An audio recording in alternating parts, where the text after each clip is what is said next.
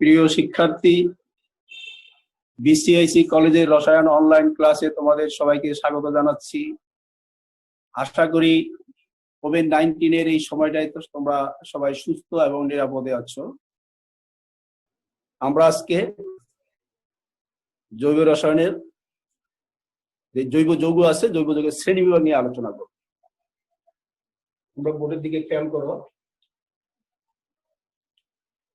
জৈব যৌগের শ্রেণী বিভাগ, ক্লাসিফিকেশন অফ অর্গানিক কম্পাউন্ডস। জৈব যৌগগুলো প্রধানত দুটি প্রধান শ্রেণীতে ভাগ করা হয়।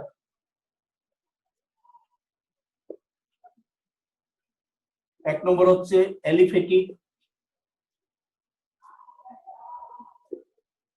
বা মুক্ত শিকল যৌগ।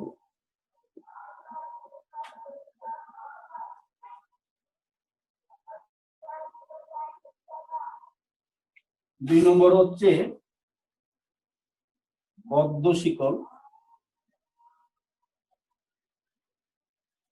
বা বলয়াকার যৌগ।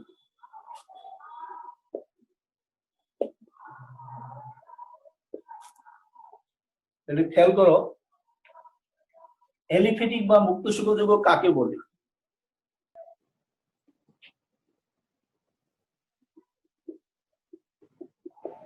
কি করবো, শান্ত শোনা যায় না।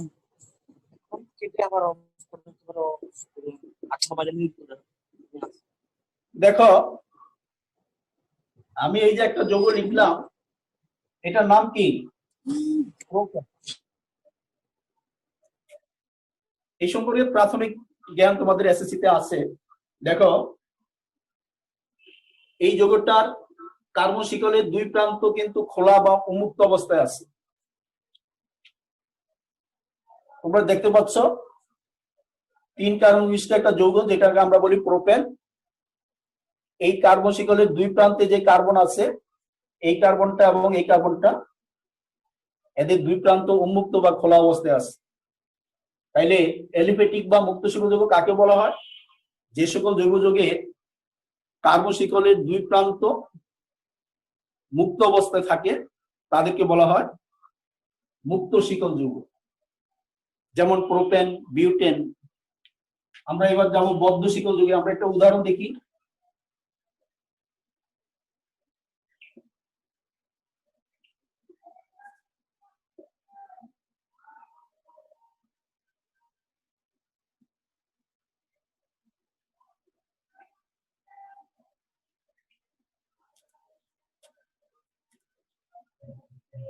এই যে যৌগটা, এটার নাম বেনজিন।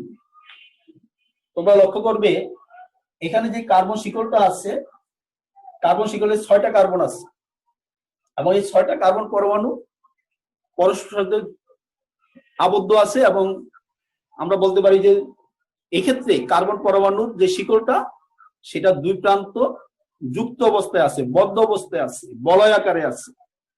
তাইলে আমরা এখন সংজ্ঞাটা কি বলতে পারবো? বদ্ধ শিকল বা বলয় আকার যৌগ যে সকল জৈব যৌগে কার্বন শিকলের দুই প্রান্ত আবদ্ধ অবস্থায় বা বলয় আকারে থাকে, সে সকল যৌগকে বলা হয় বদ্ধ শিকল যৌগ বা বলয়াকার যৌগ।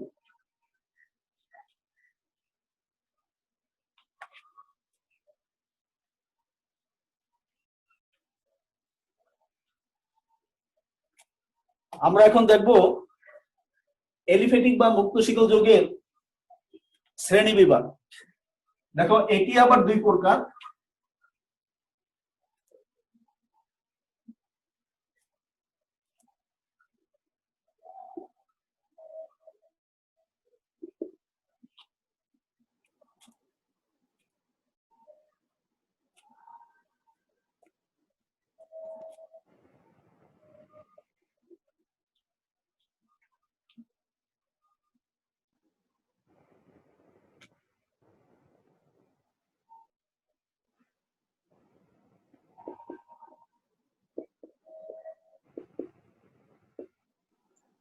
স্যার কোথায়? হ্যাঁ, তোমাদের প্রশ্ন আছে কোনো? না স্যার। হ্যাঁ শোনো, আমি প্রশ্ন করার জন্য তোমাদের সময় দিব। তোমরা এখন মিউট করে রাখবে, তোমাদের স্পিকার এবং ভিডিওটা মিউট করে রাখবে, নতুবা আমার লেকচার কিন্তু শুনতে পারবে না ভালো করে। আমি কিছুক্ষণ পরপরই তোমাদেরকে প্রশ্ন করার সুযোগ দিব।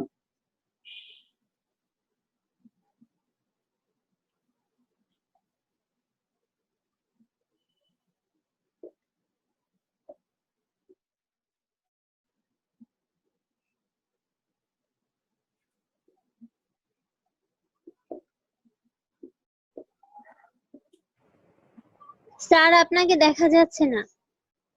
হ্যাঁ, ওর লেখাটা দেখো। এখন তোমরা লেখা দেখতে পাচ্ছ বোর্ডে? বোর্ডে কি লেখা দেখতে পাচ্ছ? জি স্যার। এখন আমাকে এখন আমাকে দেখতে পাচ্ছ? জি স্যার। জি স্যার। জি স্যার। আচ্ছা দেখো, এই যে প্রথম যৌগটা, এখানে যে আমরা কার্বন শিকড়টা দেখতে পাচ্ছি, এখানে কার্বন পরমাণু সমূহের ভিতরে কেবলমাত্র একক বন্ধন আছে। যেমন এই বন্ধনটা একটা একক বন্ধন, এইটা একটা একক বন্ধন। কিন্তু আমরা যদি নিচে যৌগটা দেখি, এখানে দুইটা কার্বন পরমাণুর ভিতরে একটা একক বন্ধন আছে আর একটা দ্বিবন্ধন আছে। কিংবা আমরা যদি আরেকটা যৌগ খেয়াল করি, এই যৌগটার ক্ষেত্রে একটা ত্রিবন্ধন আছে। তাইলে সম্পৃক্ত জৈব যৌগ কাকে বলে? যে সকল এলিফেটিক বা মুক্ত শিকল যৌগের কার্বন পরমাণু সমূহের ভিতরে কেবলমাত্র একক বন্ধন থাকে, কোনো দ্বিবন্ধন বা ত্রিবন্ধন যদি না থাকে, তাহলে সেই সকল এলিফেটিক বা মুক্ত শিকল যৌগকে বলা হবে কি? সম্পৃক্ত জৈব যৌগ। যেমন প্রোপেন, বিউটেন, ইথেন। আর অসম্পৃক্ত জৈব যৌগ কাকে বলে?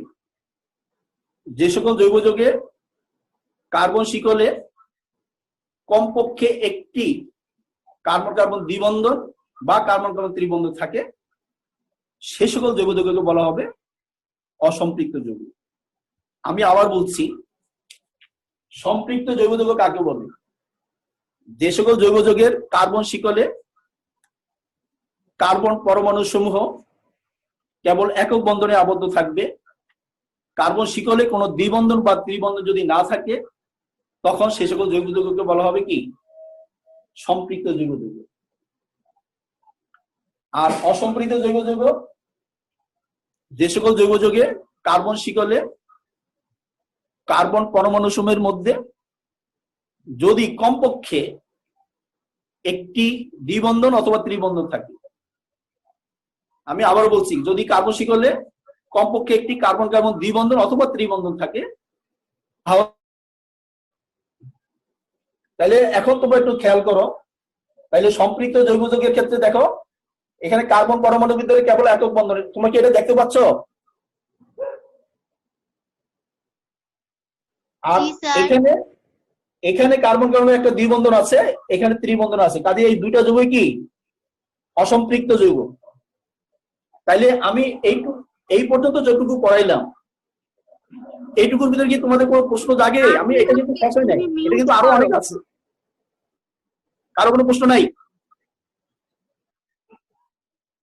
আচ্ছা, আছে কারো প্রশ্ন? বলো। একটু বলবেন, একটু আমাদের কারেন্ট ছিল না তো এতক্ষণ ক্লাসটা পাইনি, একটু বলবেন কষ্ট করে। আচ্ছা, আমি তাইলে একটু আবার রিপিট করি। জি স্যার। জৈব যৌগের শ্রেণী বিভাগ আমরা পড়াচ্ছি। এই জৈব যৌগের গুলোকে প্রধানত দুটি ভাগে ভাগ করা হয়। একটা হচ্ছে এলিফেটিক বা মুক্ত শিকল জৈব যৌগ, আরেকটি হচ্ছে বদ্ধ শিকল বা বলয়াকার জৈব যৌগ। আর তাহলে এলিফেটিক বা মুক্ত শিকল জৈব যৌগ কাকে বলে? যে সকল জৈব যৌগে কার্বন শিকলে কার্বন পরমাণু দুই প্রান্ত মুক্ত অবস্থা থাকে, তাদেরকে বলা হয় এলিফেটিক বা মুক্ত শিকল যৌগ। আর বদ্ধ শিকল জৈব যৌগ কাকে বলা হবে? যে সকল জৈব যৌগের কার্বন শিকলের দুই প্রান্ত বদ্ধ অবস্থায় থাকে বা বলয় আকারে থাকে, তাদেরকে বলা হয় বলয়াকার যৌগ বা বদ্ধ শিকল যৌগ। আবার এলিফেটিক বা মুক্ত শিকল যৌগ, এটা আবার কি দুই প্রকার: সম্পৃক্ত জৈব যৌগ, অসম্পৃক্ত জৈব যৌগ। হ্যাঁ, সম্পৃক্ত জৈব যৌগ কাকে বলে?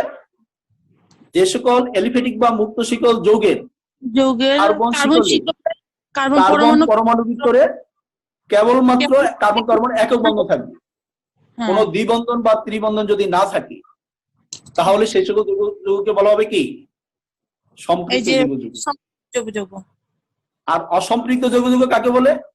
যে সকল এলিফ্যাটিক বা মুক্ত শিকল জৈব যৌগে কার্বন পরমাণুর ভিতর কার্বন শিকলে কমপক্ষে একটি দ্বিবন্ধন বা ত্রিবন্ধন থাকবে। আচ্ছা কমপক্ষে একটি কার্বন কার্বন দ্বিবন্ধন বা ত্রিবন্ধন, একটা বিন্দু বেশি থাকতে পারে, তাদেরকে বলা হবে অসম্পৃক্ত জৈব যৌগ। অসম্পৃক্ত জৈব যৌগ যেমন প্রোপিন এবং প্রোপিন এবং ইথাইন। ক্লিয়ার এখন? জি স্যার হ্যাঁ, আমি এখন স্যার। পরবর্তীতে যাচ্ছি। স্যার, জৈব রসায়ন আর জৈব যৌগের মধ্যে পার্থক্যটা একটু বলবেন? জৈব রসায়ন, জৈব জৈব রসায়ন কাকে বলি? রসায়নের যে শাখায় জৈব যৌগ নিয়ে আলোচনা করে। এটা আমি কিন্তু প্রথম লেকচারে বলছি। তুমি প্রথম লেকচার ছিল না? জি স্যার, আমি ছিলাম না। হ্যাঁ, তাহলে ক্লাস রেগুলার করবে, তাইলে শুনতে পারবে। কারণ জৈব, আমি কিন্তু প্রথম লেকচারে খুব গুরুত্বপূর্ণ কথা বলেছি। জৈব যৌগ অনেক ছাত্রছাত্রীদের কাছে কিন্তু কঠিন বলে মনে হয়, কিন্তু জৈব যৌগ হচ্ছে আসলে সবচেয়ে সহজ সাবজেক্ট, সবচেয়ে সহজ। তবে এটা ইংরেজি গ্রামারের মধ্যে ধারাবাহিকভাবে অনুসরণ করতে হবে। প্রথমটা বাদ দিয়ে তুমি পরেরটা বুঝবে না। এই কারণে প্রত্যেকটা ক্লাস কিন্তু সংযুক্ত থাকতে হবে।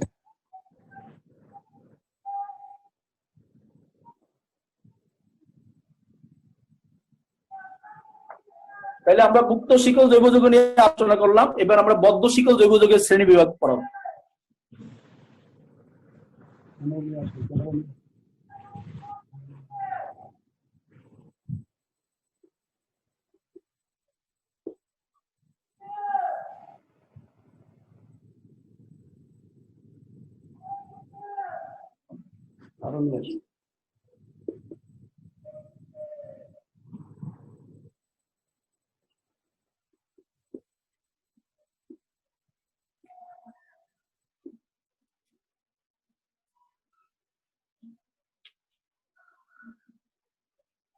দেখো, এটা দুই প্রকার।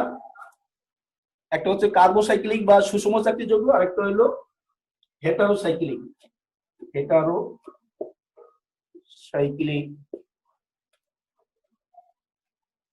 বা বিষম চাকতি যৌগ।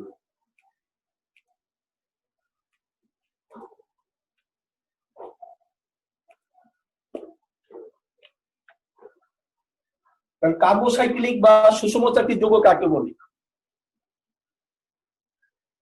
যে সকল বলয়াকার যৌগে প্রত্যেকটা পরমাণু বলয়ের ভিতর কার্বন পরমাণু থাকবে।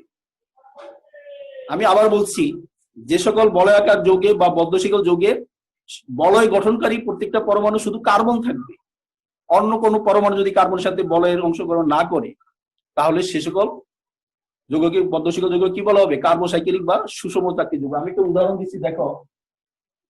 আমি এই জায়গায় উদাহরণটা দিচ্ছি, তোমরা একটু খেয়াল করো।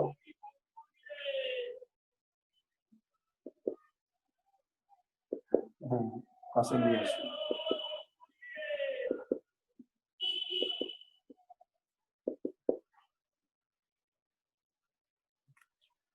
তোমরা দেখতে পাচ্ছ এই যে বেনজিন। বেনজিন এটা একটা বদ্ধ শিকল যৌগ বা বলয় আকারে আছে, এই জন্য আমরা এটাকে বলয় আকার যৌগ বলি। এখানে মূল যে বলয়টা, সেই বলয়টা কিন্তু কার্বন পরমাণু দ্বারা গঠিত। অর্থাৎ এই বলয়ের মধ্যে কার্বন পরমাণু ছাড়া অন্য কোনো পরমাণু, এখানে কিন্তু হাইড্রোজেন পরমাণু যেগুলো, এগুলো কিন্তু প্রকৃতপক্ষে এরকম থাকে।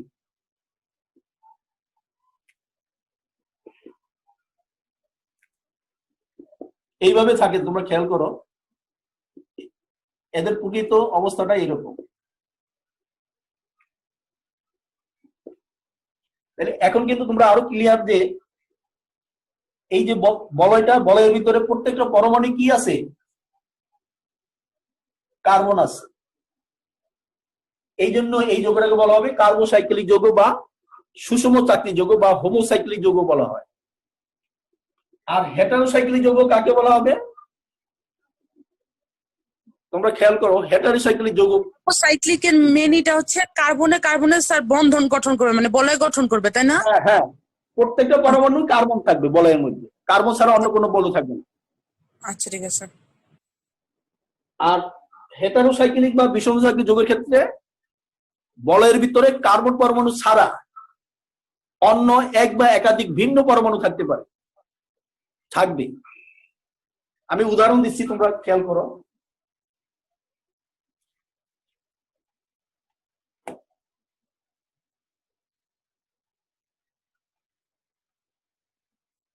ক্যামেরা নিয়ে আসো একবারে কাছে। হ্যাঁ,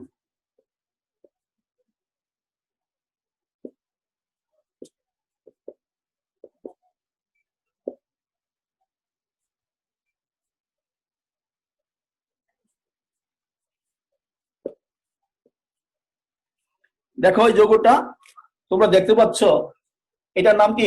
প্রিডিন। এই প্রিডিন, এটার মধ্যে মোট কিন্তু 6টা পরমাণু আছে, কিন্তু একটা পরমাণু আমরা কি দেখতে পাচ্ছি? নাইট্রোজেন, অর্থাৎ ভিন্ন একটা পরমাণু আছে। 5টা পরমাণু কার্বন, কিন্তু ভিন্ন একটা পরমাণু আছে নাইট্রোজেন। এই যে ভিন্ন, এটাকে ল্যাটিন ভাষা বলে হেটারো, HETERO, হেটারো। এই হেটারো শব্দটা আসলে ভিন্ন বোঝায়। তাইলে কিন্তু উপরে যৌগটা দেখো কোনো ভিন্ন পরমাণু নাই। তাহলে আমরা আবার বলছি, আমি হেটারোসাইক্লিক যৌগ কাকে বলে? যে সকল বলয়াকার যৌগে কার্বন কার্বন পরমাণুর সাথে যদি এক বা একাধিক ভিন্ন কোনো পরমাণু থাকে, তাহলে যেই বলয়াকার যৌগ গঠন হয় সেটা হলো কি? হেটারোসাইক্লিক বা বিষম চাকতিক। এই নাইট্রোজেনের কারণে এটা হেটারোসাইক্লিক যৌগ। আমরা আরেকটা উদাহরণ যদি খেয়াল করি,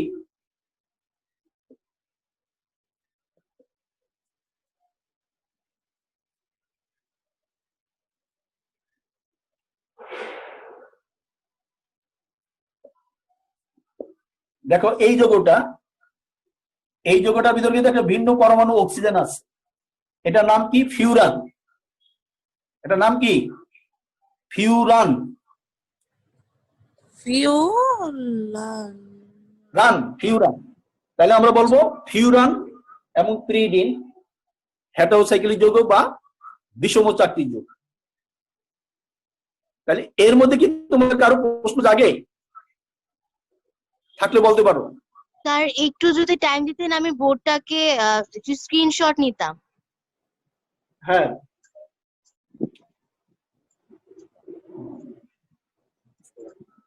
নাও স্ক্রিনশট নাও। জি স্যার, নিয়েছি। হ্যাঁ, তাইলে আমি এবার এই যে কার্বোসাইক্লিক যৌগ যেটা বুঝছি, এটা আবার 2 ভাগে ভাগ করা হয়, সেটা আমি আলোচনা করছি। দেখো,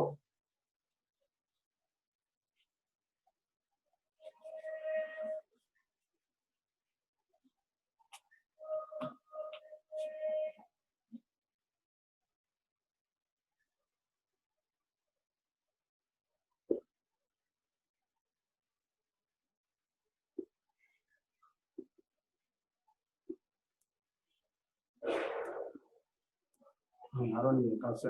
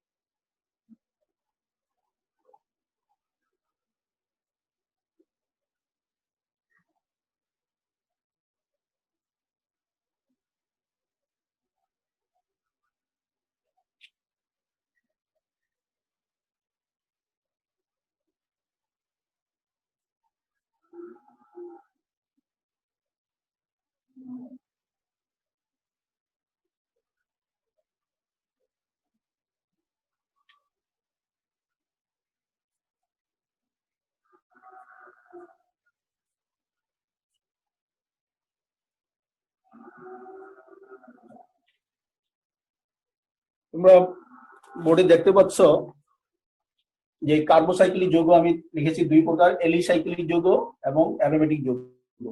এখন প্রশ্ন হচ্ছে এলিসাইক্লিক যৌগ কাকে বলে? যে সকল কার্বোসাইক্লিক যৌগ ধর্মের দিক দিয়ে এলিফেটিক বা মুক্ত শিকল যৌগের ন্যায় আচরণ করে তাদেরকে বলা হবে এলিসাইক্লিক যৌগ। আমি আবার বলছি, যে সকল কার্বোসাইক্লিক যৌগ ধর্মের দিক দিয়ে এলিফেটিক বা মুক্ত শিকল যৌগের ন্যায় আচরণ করে তাদেরকে বলা হবে এলিসাইক্লিক যৌগ। এবং এলিসাইক্লিক যৌগটা কিভাবে আসছে তোমরা একটু খেয়াল করো।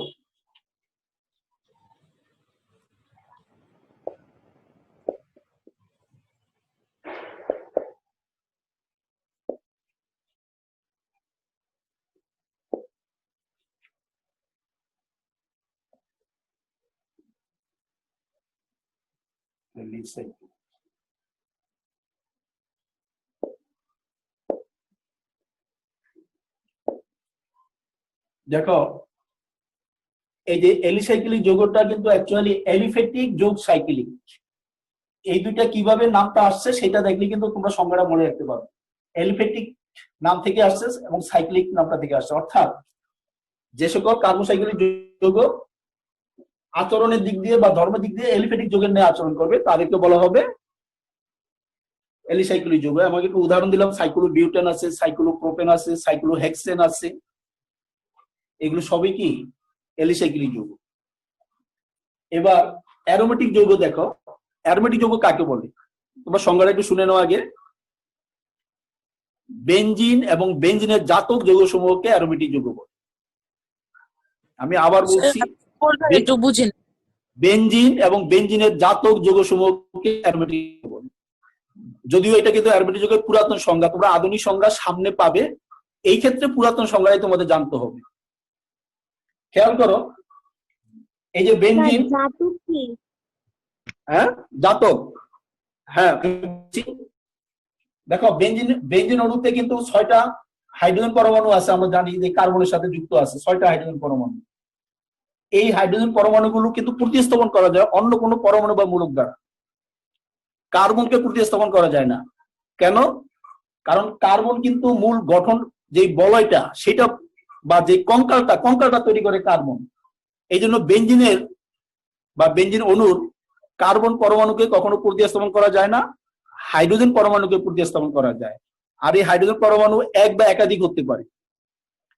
তাইলে এখন জাতক, বেনজিনের জাতক কি খেয়াল করো, বেনজিন অনুষ্ঠিত এক বা একাধিক হাইড্রোজেন পরমাণু যদি অনুরূপ সংখ্যক অন্য কোনো পরমাণু বা মূলক দ্বারা প্রতিস্থাপিত হয় তাহলে যে যৌগ উৎপন্ন হয় তাদেরকে বলা হবে স্যার।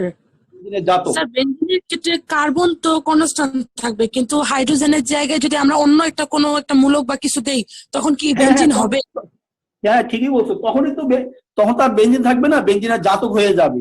যেমন তোমরা খেয়াল করো, এই যে উপরে দেখো, এক্ষেত্রে আমি বেনজিনের একটা হাইড্রোজেন পরমাণু সরিয়ে একটা হাইড্রোজেন মূলক আনলাম, অর্থাৎ বেনজিনের একটা হাইড্রোজেন পরমাণু একটা হাইড্রোজেন মূলক দ্বারা প্রতিস্থাপিত হয়েছে। এই কারণে এই যৌগটাকে আমরা বলি ফেনল। এই ফেনল হচ্ছে বেনজিনের জাতক। আমরা যদি এখানে হাইড্রোজেনের পরিবর্তে একটা ক্লোরিনের পরমাণু আনি, হয়ে যাবে কি ক্লোরোবেনজিন। তাহলে ক্লোরোবেনজিনও কিন্তু বেনজিনের জাতক। বুঝতে পারছো? জি স্যার। আমরা এখানে যদি মিথাইল মূলক আনলাম, আমরা এটাকে মিথাইল বেনজিন বলি অথবা টলিন বলি। তাহলে মিথাইল বেনজিনটা কিভাবে হইলো? বেনজিনের একটা হাইড্রোজেন পরমাণু একটা মিথাইল মূলক দ্বারা প্রতিস্থাপিত হয়ে তৈরি হইলো। আসলে ব্যাপারটা কি, বেনজিন যেহেতু অ্যারোমেটিক যৌগ আর বেনজিন থেকে যেহেতু এই যৌগগুলো সৃষ্টি হয়, এই কারণে এই সবগুলো যৌগকেই বলা হয় বেনজিনের জাতক, বেনজিনের বংশধর। ক্লিয়ার? জি স্যার। আচ্ছা, আমরা তাহলে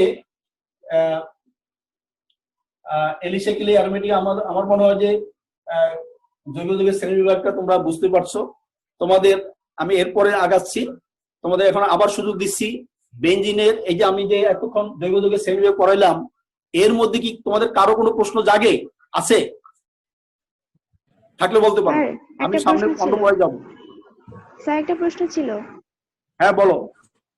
স্যার অ্যালিসাইক্লিক যৌগ যে ধর্মের দিক থেকে মুক্ত শিকলের মতো আচরণ করে, আচরণটা কিভাবে প্রকাশ পায়? হ্যাঁ, আচরণটা প্রকাশ পায় কিরকম, যে মুক্ত শিকল যৌগ যেই ধরনের রাসায়নিক বিক্রিয়া অংশগ্রহণ করে, ওই এলিসাইকেল যৌগগুলো দেখা যায় যে ওই একই রকম রাসায়নিক বিক্রিয়া অংশগ্রহণ করে। সেই রাসায়নিক বিক্রিয়া সহ যখন তোমরা বিভিন্ন সময় পড়বে তখন নিজেরাই বুঝতে পারবে। ঠিক আছে? আচ্ছা ঠিক আছে স্যার, ধন্যবাদ। জি স্যার। আচ্ছা, আমরা এবার অন্য পড়ায় যাচ্ছি। স্যার বলো স্যার আরেকটা কোশ্চেন ছিল কোনটা, বোর্ডে একটি বলো। শর্ট স্যার, হ্যাঁ বলো, প্রশ্ন বলো। যে হাজারি স্যারের বইতে একটা যে বৌদ্ধ শিকলের যে জৈব যৌগ যে সংজ্ঞাটা দেওয়া আছে, ওইখানে এক্সাম্পল স্বরূপ দেওয়া আছে যে এন ও বা এস এর ইত্যাদি পরমাণুর মাধ্যমে যে যুক্ত হয়, যে কার্বন বলয় হ্যাঁ, গঠন করে হ্যাঁ, হেটেরো হ্যাঁ। পরমাণু। হ্যাঁ, আমি ওইটাকে বুঝতে বলে পারছি তোমার, কি? আমি তোমার প্রশ্ন বুঝতে পারছি। হ্যাঁ, হেটারোসাইকেল যৌগের ক্ষেত্রে তো যে কোনো ভিন্ন একটা পরমাণু যুক্ত হয়, অক্সিজেন, নাইট্রোজেন, সালফার, এই ধরনের পরমাণুগুলো কিন্তু হেটারোসাইকেল যৌগে থাকবে। এবং সেগুলো বদ্ধ শিকল যৌগের ক্ষেত্রে তোমার এখানে একটা ক্লিয়ার হতে হবে তোমাদের, সেটা হলো বদ্ধ শিকল যৌগের ক্ষেত্রে কার্বন পরমাণুর সাথে নাইট্রোজেন, সালফার এবং অক্সিজেন পরমাণু থাকতে পারে, নাও থাকতে পারে। হ্যাঁ, বুঝতে পারছো? জি স্যার। যদি শুধু কার্বন থাকে তখনই কেবলমাত্র আমরা কার্বোসাইকেল যৌগ বলবো। হ্যাঁ, কার্বোসাইকেল যৌগ অবশ্যই বদ্ধ শিকল যৌগ। আচ্ছা। আবার কার্বোসাইকেলে যদি কার্বনের সাথে নাইট্রোজেন, অক্সিজেন, সালফার পরমাণু থাকে তাইলে আমরা হেটারোসাইকেল যৌগ বলবো। হুম, কিন্তু বদ্ধ শিকল যৌগের মধ্যেও পড়বে, কারণ বদ্ধ শিকল যৌগই তো দুই প্রকার। হ্যাঁ, জি স্যার। হ্যাঁ, তো আমি তোমাদের কিন্তু আবারও বলি, আমি গত স্যার, ক্লাসে বলছি যে তোমরা শোনো, হাজারিনাগের বই সিরিয়ালি তোমরা পাবে, তাইলে সব বুঝতে পারবে লেকচার। কিন্তু স্যার অনেক কঠিন, এত হ্যাঁ, ভিতরে আর জিজ্ঞেস করতে হ্যাঁ, কঠিন তো অনেক লাগবেই, কষ্ট। কঠিন লাগবে। আমি তো কঠিনটাকে সহজ করার জন্যই তো আমি আছি। এটাই স্যার। আমার স্যার, লেকচার ফলো করো, কঠিন শব্দ থাকবে না। স্যার ফুলারিন্স কি? ফুলারিন তো গত ক্লাসে আমি পড়াইছিলাম ওই প্রসঙ্গে, যখন আমি ক্যাটিনেশন পড়াইছিলাম। তুমি গত ক্লাস করেছো আমার? না স্যার, গত ক্লাস মনে হয় পাই নাই মনে হয়। হ্যাঁ, গত ক্লাস পাও নাই, গত ক্লাসটা তোমরা ফুলারিন দেখে নিবে। আমি জাস্ট যেহেতু তুমি প্রশ্নটা করছো আমি বলে দেই যে ফুলারিনটা হচ্ছে কার্বন পরমাণু যে ক্যাটিনেশন হয়, ক্যাটিনেশন ধর্মের ক্ষেত্রে এটা হয়, এবং এইটা কার্বনের একটা বিশেষ রূপভেদ। কার্বনের একটা বিশেষ রূপভেদ যেখানে 60টি কার্বন পরমাণু, 60 কার্বন পরমাণু একসাথে থাকবে এবং থেকে একটা গম্বুজের ন্যায় বা গোলকের ন্যায় আচরণ করবে, গোলকের ন্যায় আকার ধারণ করবে। এবং যেহেতু গোলকের যে নির্মাতা স্থপতি, বিখ্যাত স্থপতি ফুলার, বুকমিস্টার ফুলারের নাম থেকে ফুলারিন নামকরণ করা হয়।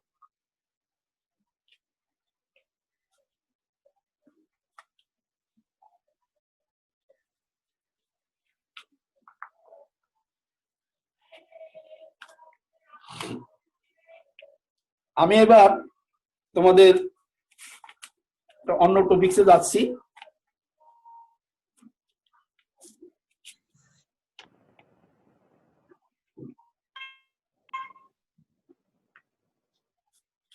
স্যার আমাদের সব সংকেতগুলো কি মনে রাখা লাগবে?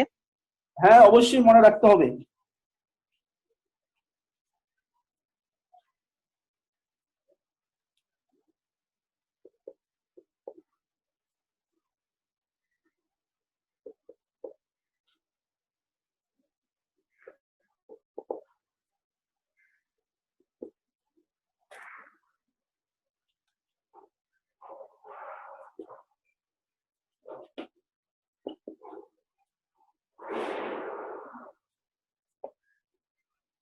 দেখো আমি এখানে কি লিখলাম, দেখো মিথেন, ইথেন, ইথিন,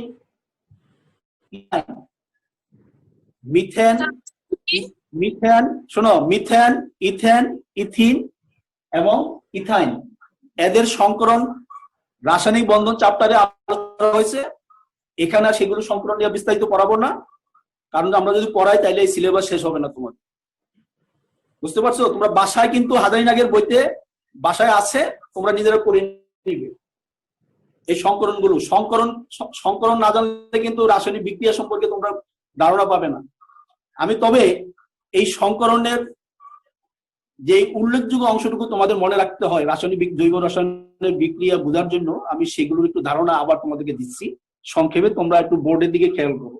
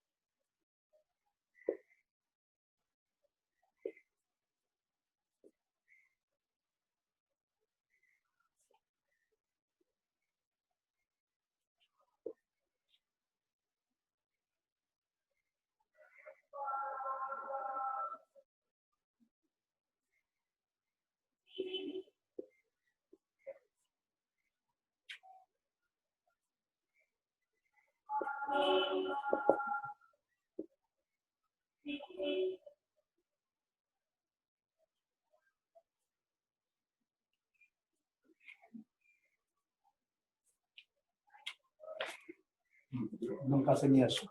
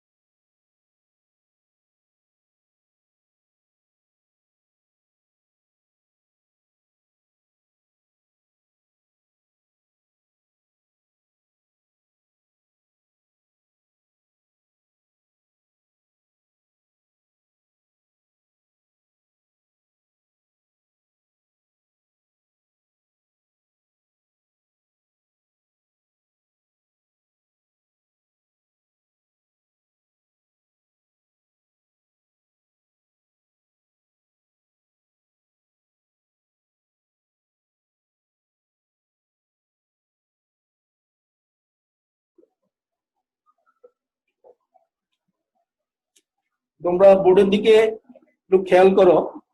এগুলো কিন্তু অ্যাকচুয়ালি রাসায়নিক বন্ধন চ্যাপ্টারের সংকরণে পড়ানো হয়ে গেছে। তোমাদের সুবিধার্থে আমি আবার রিপিট করছি, তোমরা একটু ভালো করে আবার খেয়াল করো। ইথেন যে যৌগটা আছে, এই ইথেন যৌগের ক্ষেত্রে কার্বন পরমাণু যে সংকরণ হয় সেটা হলো sp3 সংকরণ। তোমরা ইথেন এটা সংকেত তোমরা জানো।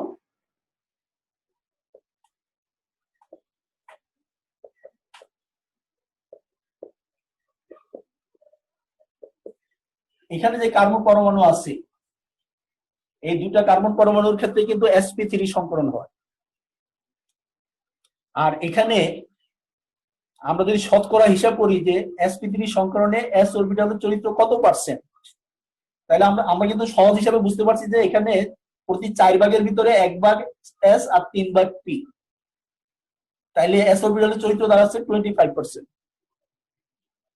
এবং বন্ধন কোণ, এখানে বন্ধন কোণ বলতে তোমরা একটু এখানে খেয়াল করো, এই যে বন্ধন কোণ মানে কি, এই যে কোন হাইড্রোজেন কার্বন কার্বন, কোন হাইড্রোজেন কার্বন কার্বন, এই বন্ধন কোণের মানটা হবে কত? 109.5 ডিগ্রি, বা আমরা অন্য ভাষায় এটাকে বলি 109 ডিগ্রি 28 মিনিট। এবং এখানে যে কার্বন কার্বন যে বন্ধনটা আছে, এই কার্বন কার্বনের একক বন্ধন যেটা আছে, এটা দৈর্ঘ্য কত? 0.154 ন্যানোমিটার। আর অণুর আকৃতিটা কিরকম হবে? চতুস্তলকী। আমরা ইথিনে যাই, দেখো ইথিনের সংকেত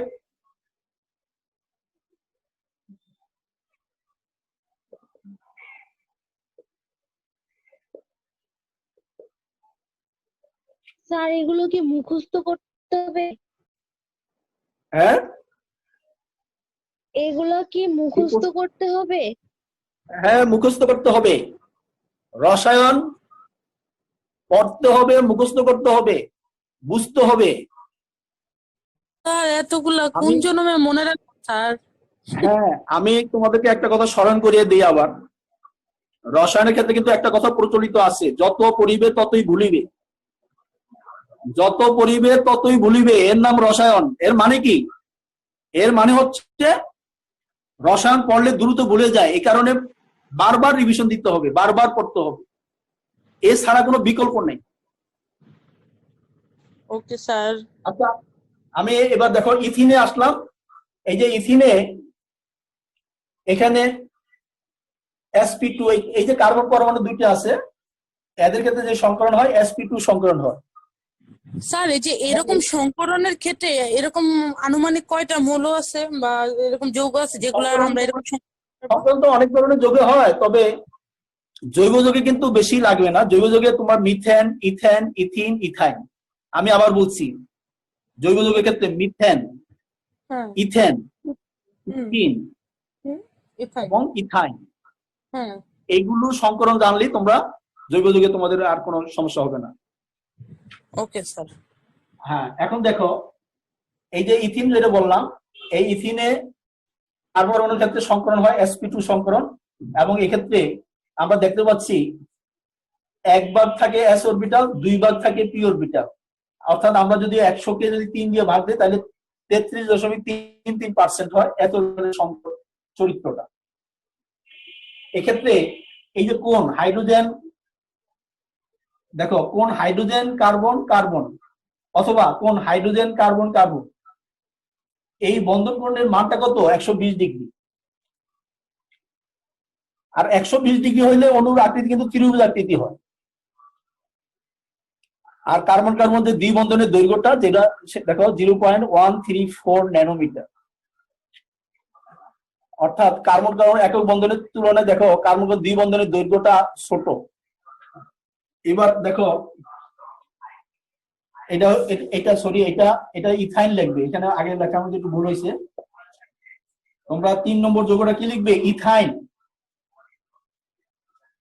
ইথাইন ইথাইন ইথাইনের অপর নাম কি? অ্যাসিটিলিন। ইথাইন বা কি, আমরা এটাকে কি বলি? অ্যাসিটিলিন বলি। অ্যাসিটিলিন, টিলিন। ও আচ্ছা। এটার সংকেতটা কিরকম? এই যে দেখো এখানে কিন্তু একটা ত্রিবন্ধন আছে, অ্যালকাইন। এখানে এখানে এই যে দুইটা কার্বন পরমাণু আছে, এদের সংকরণ হয় sp সংকরণ। এদের ক্ষেত্রে কোন সংকরণ হবে? sp সংকরণ। কি তো মনে রাখতে। হ্যাঁ, আর sp সংকরণের ক্ষেত্রে s অরবিটালের চরিত্র কত হবে? তাইলে একটা s অরবিটাল আছে, একটা p অরবিটাল আছে, তাইলে আমরা সহজেই বুঝতে পারি 50% s অরবিটাল কি। আর বন্ধন কোণ কত? 180 ডিগ্রি। আর 180 ডিগ্রি মানে কি? এই যে কোন হাইড্রোজেন কার্বন কার্বন, এটা হচ্ছে 180 ডিগ্রি। আর 180 যদি হয় তাহলে কিন্তু অণুর আকৃতিটা সরলরৈখিক হয়। আর কার্বন ত্রিবন্ধনের দৈর্ঘ্য কত এখানে? 0.120 ন্যানোমিটার। দেখো কার্বন কার্বন একক বন্ধনের তুলনায় দ্বিবন্ধনের দৈর্ঘ্য কম, দ্বিবন্ধনের তুলনায় ত্রিবন্ধনের দৈর্ঘ্য আরো কম। কেন কম, কেন কমে যাচ্ছে? এস অরবিটালের চরিত্র তো বাড়ে সংকরণে। কিন্তু প্রশ্ন হয় যে কার্বন কার্বন দ্বিবন্ধনের চেয়ে কার্বন কার্বন ত্রিবন্ধনের দৈর্ঘ্য ছোট কেন, অথবা কার্বন কার্বন একক বন্ধনের চেয়ে কার্বন কার্বন দ্বিবন্ধনের দৈর্ঘ্য ছোট কেন? এটি সংকরণ দিয়ে ব্যাখ্যা করতে হবে। সংকরণে এস অরবিটালের চরিত্র যত বেশি থাকবে ততই দুইটি পরমাণুর নিউক্লিয়াস পরস্পরের খুব কাছে চলে আসে, আকর্ষণটা দৃঢ় হবে। বন্ধন গঠন বা আমরা বলি অরবিটালের অভিলেপন, অভিলেপন বা অতিক্রমণটা কিন্তু দৃঢ়ভাবে হয়, যার কারণে এদের দৈর্ঘ্যটা ক্রমশ ছোট হয়ে আসে।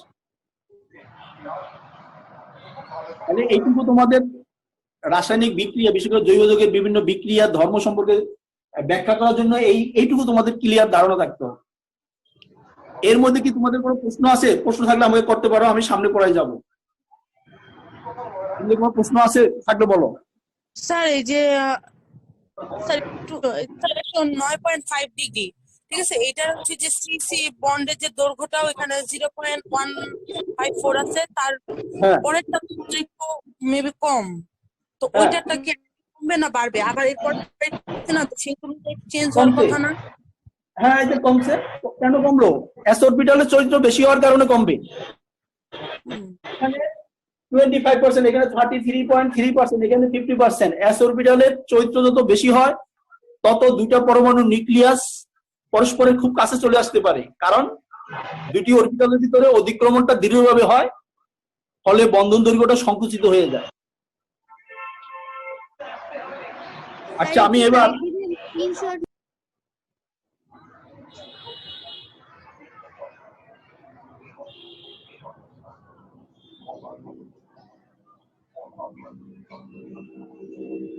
নীলা আসতে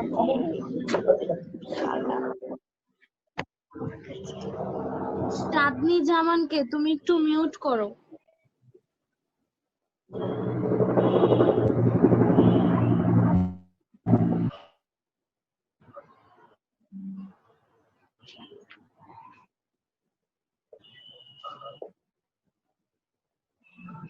সমগোত্রীয় শ্রেণী বা হোমোলোগাস সিরিজ।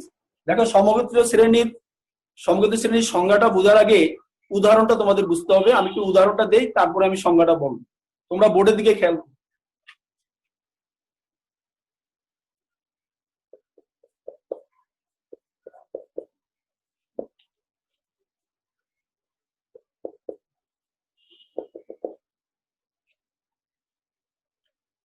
দেখো, এই যে মিথেন, ইথেন, প্রোপেন, আমি তিনটা যৌগ লিখছি। এগুলোকে তোমরা জানো যে এগুলোকে বলা হয় অ্যালকেন বা সম্পৃক্ত হাইড্রোকার্বন বলা হয়। তাহলে এই হাইড্রোকার্বন, এটাকে কি বলবো? অ্যালকেন সমগোত্রীয় শ্রেণী।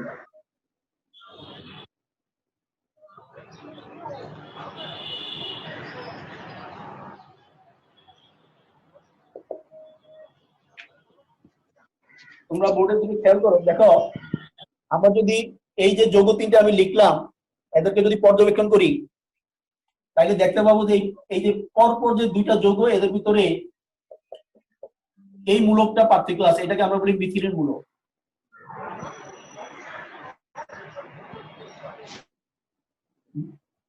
মিথেনের চেয়ে ইথেনের ভিতরে CH2 বেশি আছে। তোমরা কি বুঝতে পারছো? তুমি একটু মিউট করো এখানে তাহলে আবার এই দুটা যৌগের ভিতরে যদি আমরা খেয়াল করি, এদের ভিতরে তোমরা দেখো CH2 বেশি আছে কিনা?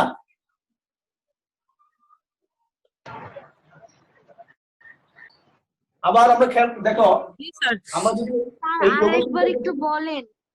হ্যাঁ, আমি বলছি। দেখো, এই যে যৌগ তিনটা আমি লিখলাম, এদের পাশাপাশি দুটো যৌগের মধ্যে বা পরপর দুটো যৌগের মধ্যে যদি তোমরা পরমাণু সংখ্যা হিসাব করো, তাহলে দেখবে কার্বন পরমাণু এই দুটো যৌগের ভিতরে, এই যে মিথেন এবং ইথেন, এই দুটো যৌগের ভিতরে CH2 মূলকটা বেশি, অর্থাৎ মিথিলিন মূলকটা বেশি আছে। আবার এই দুটো যৌগ যদি পর্যবেক্ষণ করো, এদের ভিতরে কিন্তু সিএস2, এই যে সিএস2 অর্থাৎ মিথিলিন মূলকটা বেশি আছে। আর এই যৌগগুলোকে আমরা একটা সাধারণ সংকেতের সাহায্যে প্রকাশ করব। সেই সংকেতটা কি দেখো, CnH2n+2। তুমি যদি n=1 বসাও CH4 হবে, n= যদি 2 বসাও দেখো C2H6 হবে, n= যদি 3 বসাও C3H8 হবে। এখন আমরা সমগত শ্রেণীর সংজ্ঞায় যাব। তোমরা খেয়াল কি বা হোমোলোগাস সিরিজ কি? একই প্রকার মৌল সমন্বয়ে গঠিত যৌগ শ্রেণী, একই প্রকার মৌল সমন্বয়ে গঠিত যৌগ শ্রেণী যাদেরকে কার্বন পরমাণুর ক্রমবৃদ্ধি অনুসারে সাজালে পরপর দুটি যৌগের ভিতরে একটি মিথিন মূলকের পার্থক্য বজায় থাকে এবং এই যৌগগুলোকে একটি সাধারণ সংকেতের সাহায্যে প্রকাশ করা যায়, তখন ওই যৌগগুলোকে বলা হবে সমগোত্রক আর শ্রেণীটাকে বলা হবে সমগোত্রীয় শ্রেণী। আমি আবার বলছি, একই প্রকার মৌল দ্বারা গঠিত যৌগসমূহ, একই প্রকার মৌল দ্বারা গঠিত যৌগসমূহ যাদেরকে কার্বন পরমাণুর ক্রমবৃদ্ধি অনুসারে সাজালে পরপর দুটি যৌগের মধ্যে একটি CH2 মূলক অর্থাৎ মিথিলিন মূলকের পার্থক্য বজায় থাকে এবং ওই যৌগগুলোকে একটি সাধারণ সংকেতের সাহায্যে প্রকাশ করা যায়, তখন ওই যৌগ শ্রেণীকে বলা হবে সমগোত্রীয় শ্রেণী বা হোমোলোগাস সিরিজ। হ্যাঁ স্যার, এবার এবং এবং এই শ্রেণীর প্রত্যেকটা সদস্যকে বলা হবে সমগোত্রক বা হোমোলগ। তাহলে অ্যালকেন সমগোত্রীয় শ্রেণীর এই যে মিথেন, ইথেন, প্রোপেন, এই প্রত্যেকটা যৌগকে বলা হবে অ্যালকেন সমগোত্রীয় শ্রেণীর এক একটা সমগোত্র বা হোমোলগ। আর পুরো শ্রেণীটাকে বলা হবে কি, অ্যালকেন সমগোত্রীয় শ্রেণী বা হোমোলোগাস সিরিজ। আর এক্ষেত্রে সমগোত্রীয় শ্রেণী কত আছে বৈশিষ্ট্যটা আমি একটু সংক্ষেপে বলে দিচ্ছি, বৈশিষ্ট্যটা তোমরা নিজেরা বানাইতে পারো।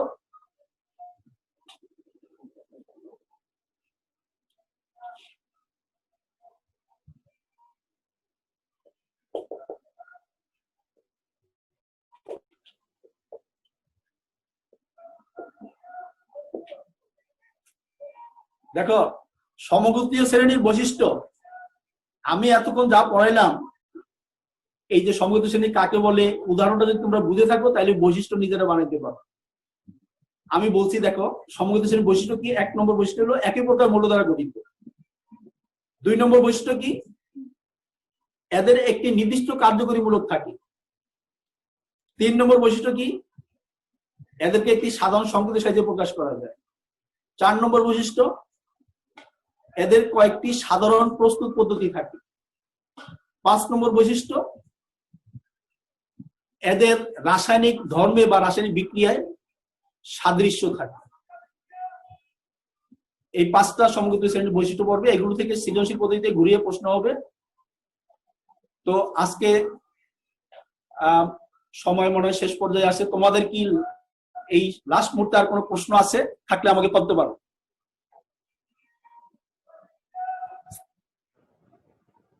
স্যার বৈশিষ্ট্য বলো। স্যার বৈশিষ্ট্যগুলো আরেকবার একটু বলবেন? হ্যাঁ আচ্ছা, আমি আবার বলছি 1 নম্বর একই প্রকার মৌল দ্বারা গঠিত। 2 নম্বর সমগোত্রীয় শ্রেণীর প্রত্যেকটি যৌগের ক্ষেত্রে একটা নির্দিষ্ট কার্যকরী মূলক থাকবে, যেমন অ্যালকোহলের ক্ষেত্রে নির্দিষ্ট কার্যকরী মূলক হাইড্রোক্সি মূলক থাকে। 3 নম্বর বৈশিষ্ট্য, এদেরকে একটি সাধারণ সংকেতের সাহায্যে প্রকাশ করা যায়, যেমন আমি একটু আগে দেখাইলাম অ্যালকেনের একটা সাধারণ সংকেত হচ্ছে CnH2n+2, যেখানে n = 1 2 3 ইত্যাদি। 4 নম্বর বৈশিষ্ট্য, সমগোত্রীয় শ্রেণীর প্রত্যেকটা সদস্যের ক্ষেত্রে সাধারণ বা একাধিক এদের রাসায়নিক ধর্মে মিল থাকবে, যেমন আমি একটু আগে দেখাইলাম মিথেন যে ধরনের রাসায়নিক বিক্রিয়া করবে, ইথেনও সেই অনুরূপ রাসায়নিক বিক্রিয়া করবে, প্রোপেনও অনুরূপ রাসায়নিক বিক্রিয়া করবে। অর্থাৎ সমগোত্রীয় শ্রেণীর যে কোনো একটা যৌগের যদি তুমি ধর্ম সম্পর্কে, বিক্রিয়া সম্পর্কে জানতে পারো, বাকি যৌগগুলোর ধর্ম ও বিক্রিয়া সম্পর্কে তুমি ধারণা পেতে পারো। ক্লিয়ার?